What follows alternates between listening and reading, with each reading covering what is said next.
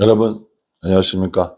8월 12일 월요일 넘치는 우리 교회 매일 묵상을 시작하도록 하겠습니다. 오늘 본 말씀은 예레미야 49장 7절부터 22절까지 말씀입니다. 오늘 본문에 나오는 나라는 에돔입니다. 여러분 그 며칠 동안 계속 묵상하시면서 느끼셨겠지만은 이스라엘 주변에 있는 나라들에 대한 심판이라고 얘기했습니다. 애굽이 나왔고요. 그리고 블레셋이 나왔고 모압이 나왔고 어제 본문에 암몬이 나왔고 이렇게 나왔고요. 오늘은 이제 에돔입니다. 에돔은 이스라엘과 어떤 관계가 있느냐? 이스라엘 12지파의 아버지였던 야곱이 있었죠. 그 야곱의 쌍둥이 형이 있었습니다. 그 사람 이름이 에서였고요. 이 에돔은 에서의 자손들입니다. 에서의 자손들이 바로 에돔 사람들인 것이죠. 그러니까 이스라엘 사람들이랑 친해요, 안 친해요? 친하죠. 완전 친척인 거죠. 그럼에도 불구하고 에돔 사람들은 하나님을 섬기지 않았고 또 이스라엘 사람들을 괴롭게 하는 이런 일들을 보여주고 있습니다. 오늘 7절 말씀에 보면 이렇게 얘기합니다. 에돔에 대한 말씀이라 만군의 여호와께서 이와 같이 말씀하시되 대만에 다시는 지혜가 없게 되었느냐? 명철한 자에게 책량이 끊어졌느냐? 그들의 지혜가 없어졌느냐? 라고 이렇게 얘기합니다. 이 대만이라는 곳은요, 그 에돔에 있는 도시를 말하는 건데요. 그러니까 어떻게 보면 에돔 자체를 말한다고 볼 수 있습니다. 이 대만이라는 곳에는요, 굉장히 지혜로운 사람들이 많이 살고 있었습니다. 그래서 지혜의 도시로 유명한 곳이라고 해요. 그런데 이 대만에 뭐가 없어졌다라는 거예요? 지혜가 없어졌고 명철과 책량 이런 것들이 없어졌느냐라고 하는 겁니다. 지혜로운 도시였고 지혜로운 사람들이 많이 있는 곳이었지만 그 지혜로움에 뭐가 없다는 거예요? 하나님이 없었다라는 겁니다. 에돔 사람들의 문제는 이거였다라는 것이죠. 생각해보면 우리도 우리 주위에 지혜롭고 똑똑하고 공부도 잘하고 모든 것을 잘하는 사람들이 있어요, 없어요? 있죠. 그 사람들이 나쁘다는 건 아니지만 그 사람들이 하나님 없는 지식을 가지는 건 곤란하다라는 겁니다. 믿는 사람 입장에서 얘기하는 거예요. 이걸 개인적으로 적용시켜보면 여러분 하나님을 믿지 않고 똑똑하고 뭐 박사 학위가 몇 개쯤 되고 지혜롭고 이런 것과 예수님을 믿는데 그렇게 그러지 못한 것과 이 둘 중에 하나를 선택하려면 뭘 선택하시겠어요? 꼭 이렇게 목사님 그렇게 말고요. 하나님도 잘 믿고 지혜롭고 똑똑하고 그러면 안 되는 거예요? 아유 몰랐요. 그러면 제일 좋지요. 그런데 가끔 우리가 그 제일 좋은 걸 마다하고 둘 중에 하나를 선택해야 될 때가 분명히 있더라고요. 그 둘 중에 하나를 선택해야 되는 그 순간에 여러분들은 뭘 선택하시겠어요? 우리 교회에도 중고등부 아이들을 보면요.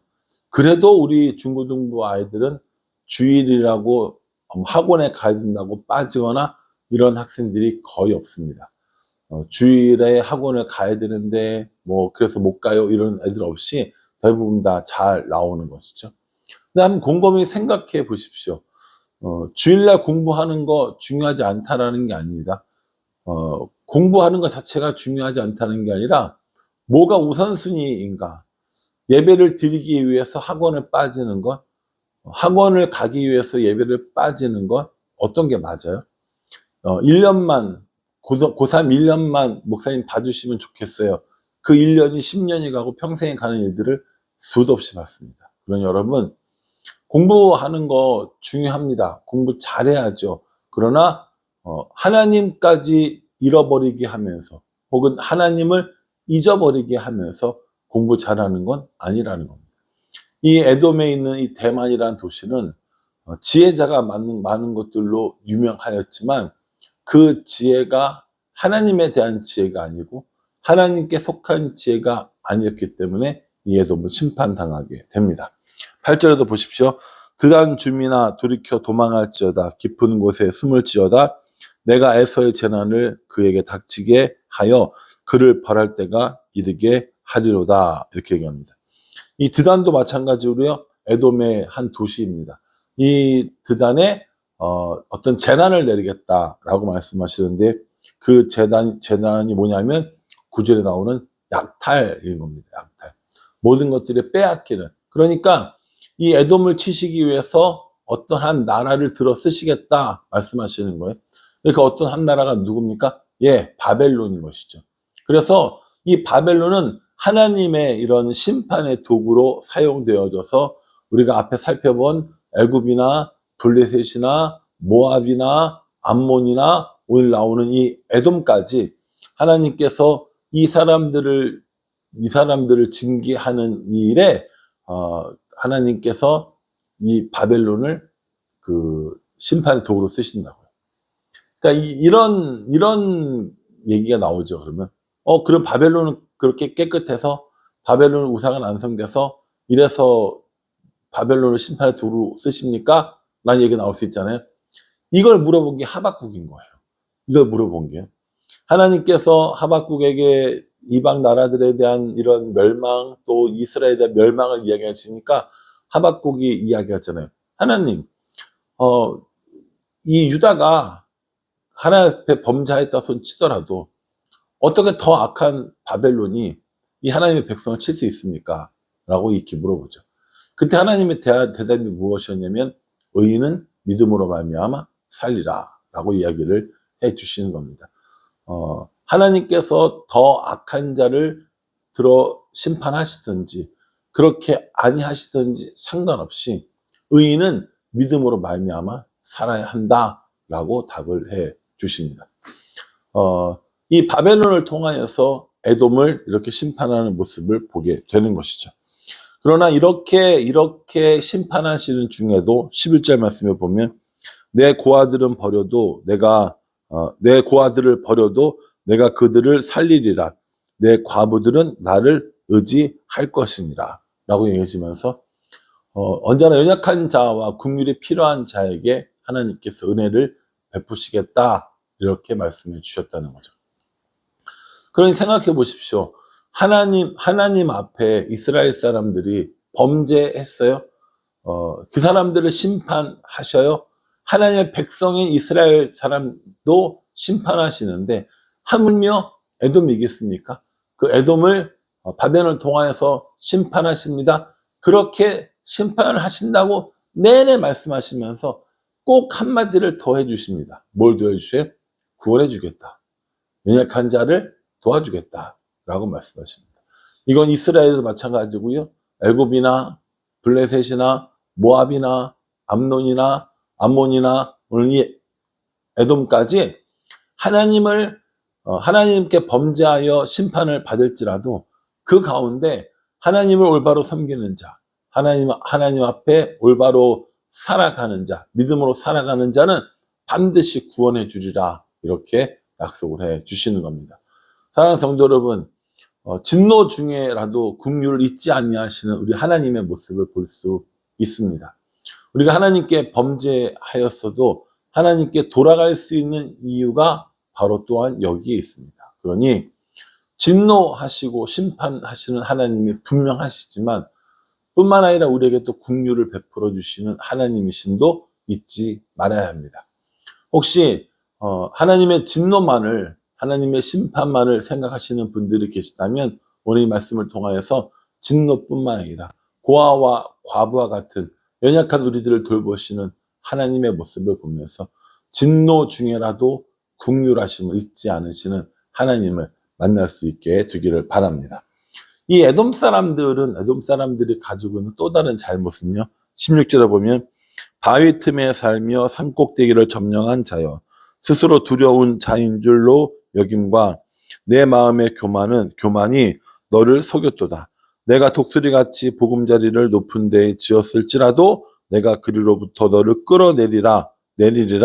이는 여호와의 말씀이니라. 이렇게 얘기합니다.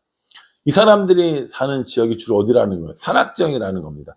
바위 틈에 살고 산 꼭대기를 점령한 사람들이라고 이야기합니다. 독수리같이 보금자리를 높게 했을지라도 끌어내리리라 라고 얘기합니다. 그러니까 이 에돔도 나름대로 믿는 구석이 있었다는 거예요. 지형지물이 되게 복잡하고 또 산꼭대기인 거죠.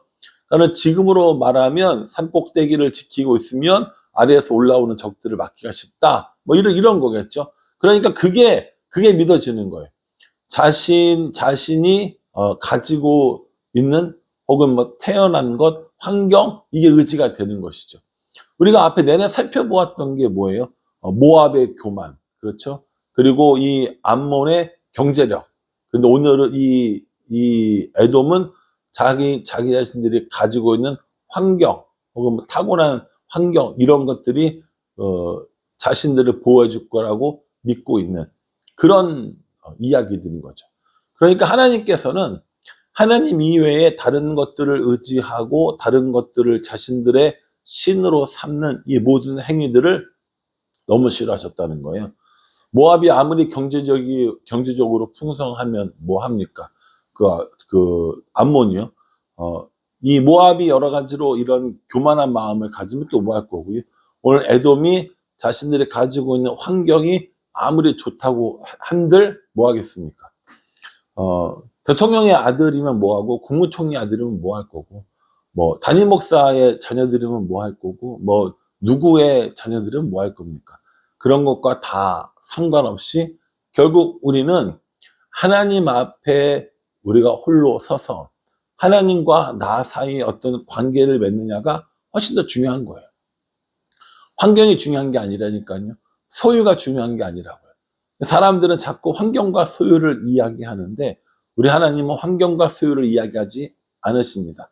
오늘 지금 내가 하나님과 어떠한 관계를 맺고 있는가, 이게 제일 중요하다는 거죠. 사랑하는 성도 여러분, 에돔은 자신들이 믿고 있는 이 환경, 독수리만큼 높은 곳에 보금자를 지었다라는 이런 마음을 갖고 있었지만 하나님께서 끌어내리신다라고 이렇게 말씀하십니다. 그러니 하나님께로부터 끌어내려짐을 당하는, 사람들로부터 끌어내려짐을 당하는 그러한 인생이 아니라 하나님께서 높이시는 그런 인생을 살아야 하지 않을까라는 생각을 해봅니다.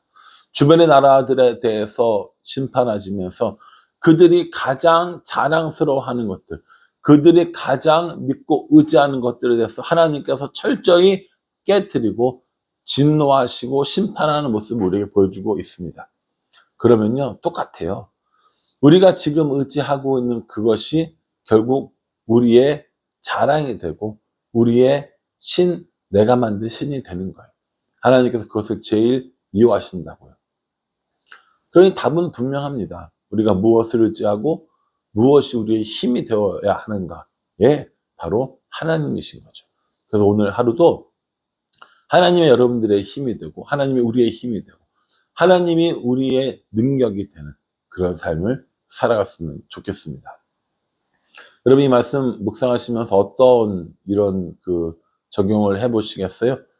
진짜 하나님께서 우리에게 주시는 은혜, 진짜 하나님께서 우리에게 주시는 힘, 이걸 의지하고 살아갈 때 우리가 하나님과 동행하는 삶을 온전히 살아갈 수 있다라는 겁니다. 그러니 말씀 읽는 것, 기도하는 것, 하나님께 집중하는 일에 더 민감하게 나아가면서 하나님께서 우리에게 주시는 힘을 가지고 살아가는 우리 모두가 될 수 있기를 주님의 이름으로 축복합니다. 기도하겠습니다. 하나님께서 우리의 힘이 되어주십니다. 하나님께서 우리의 능력이 되어주십니다. 우리는 무엇을 의지하면서 살아가고 있는지 우리 스스로를 돌아보게 하여 주시고 다른 것들을 의지하지 않고 하나님만 의지하며 살아가는 삶이 되어줄 수 있도록 축복하여 주시옵소서. 예수님의 이름으로 기도합니다. 아멘. 네, 여러분, 이번 한 주간 또 오늘 하루 이 말씀 가운데 하나님을 힘으로 삼는 삶을 살아가는 우리 모두가 되기를 간절한 마음으로 기도하겠습니다. 감사합니다.